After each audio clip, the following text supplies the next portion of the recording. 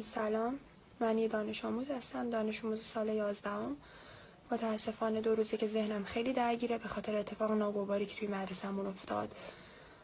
دیروز یه آخوند آوردن توی مدرسه ما و قرار بود در مورد موضوعی صحبت کنه، موضوعی که اصلا جالب نبود، در مورد موضوع ازدواج موقت. در واقع همه حرفایشون این بود که نتیجه گیری کنه. ازدواج موقت بسیار چیز خوبی است و به شدت توصیه میشه و اینکه کاملا کار قانونیه و توی کشور ما به این دلیل قانونیه که برای مدیریت بحرانه و کاملا هم کار درستی است. من توی جلسه نشسته بودم، نمیدونستم موضوع در مورد. وقتی موضوع رو فهمیدم به شدت عصبانی شدم، چون که همونطور که میدونی موضوع کاملا ما زنها رو تحقیر میکنه، حقوق ما رو زیر پاش له میکنه. به شدت عصبانی شدم، به شدت، و اینکه به حرفاش گوش دادم تا آخر تا ببینم چه چیزی باید بگم به مدیر و معاون و ازشون بپرسم دلیل اینکه این آقا رو آوردن توی مدرسه چی بود. مدرسه تیزهوشان. این آقا در مورد موضوعات جالبی اصلا صحبت نمی‌کرد. فیلم‌های ناگواری به بچه‌ها نشون داد، فیلمی درباره خیابون رد لایت هلند و اینکه اونجا همه مردم تن فروشی میکنن. آمار تجاوزات بالاه، نزدیک 90% توی آلمان، 85% توی امریکا، 80% توی کانادا، و اینکه ایران از لحاظ تجاوز جنسی تقریبا نزدیک 0%. خب و این موضوع به این دلیله که موضوع تجاوز که مردان 90% غریزه جنسیشون، نیازهای جنسیشون بیشتر از زنانه و زنان 10%. پس مردا باید بیشتر ارضا بشن نسبت به زنان. پس بنابراین مردان اگه به مسافرتی میان و زنشون در دسترسشون نیست میتونن این کار انجام بدن تا ارضاشن و اینکه دست به کارهایی مثل تجاوز نزنن. در واقع موضوع صیغه کردن توی کشور ما برای جلوگیری از تجاوزه، ایشون اینو میگفتن.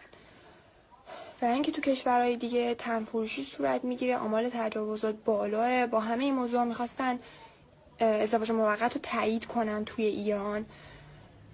توی همه این صحبت ها من به شدت بهم برخورد و تحقیر شدم به عنوان یه زن، به عنوان دختر تحقیر شدم. بقیه بچه ها خیلی عکس‌العملی نشون نمیدادن چون میترسیدن. من بلند شدم رفتم از سر جلسه، یه راست رفتم پیش ناظممون، بهشون گفتم که این چه وضعشه، این چه کی آوردین. تقریبا 80 زنم در اومد.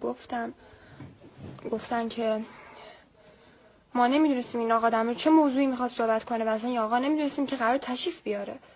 یعنی چجوری یه آخوند بلند میشه سرشو میندازه پایین میاد تو مدرسه تیزهوشان فرزانگان و هرچی دلش میخواد میگه، موضوعاتی که اصلا بحثش برای بچه‌های کلاس 11 جالب نیست و همینطور کاملا بحثش واسه پایمال شدن حقوق زنان میشه. توی مدرسه دخترونه اینا رو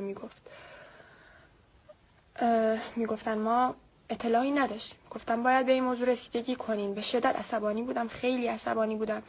باید به این موضوع رسیدگی کنین.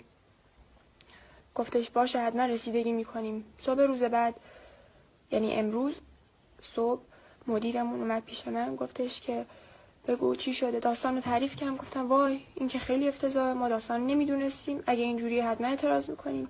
یه جلسه به بچه‌ها تشریح میدیم تا نظرسنجی کنیم. بچه‌ها جمع شدن، جناب خانم مدیر سوال پرسیدن و بچه‌ها همه معترض بودن، همشون معترض بودن، چون به حقوقشون بی احترامی شده بود، به حقشون بی احترامی شده بود، به حق زنا بی احترامی شده بود. اینکه 90% مردان و 10% زنان کاملا پایمال کردن حق ماست. همه بچه‌ها مخالف بودن ولی مدیر سریعا بحث رو عوض کرد. گفتش ایشون ممکنه که منظورشون چیز دیگه بوده باشه، وقت کم آورده باشن یا خیلی چیزای دیگه. من به شدت از این کار مدیر ناراحت شدم، ناراضی بودم. بلند شدم و با عصبانیت گفتم تا وقتی به این موضوع رسیدگی نشه من پامو توی مدرسه نمیذارم. امتحانات ترم اصلا برام مهم نیست. امتحانات ترم ما شروع شده، فردا دومین امتحان ترمه ولی من مدرسه نمیرم. حتی اگرم بیفتم امسال هیچ اهمیتی برام نداره، چون مدرک و مدرک دیپلم مدرک کنکور فقط یه مدرکن و این حقوق ما زناست که مهمه. حقوق ما مبتنی بر ارزشی که داریم، نه مدرکمون.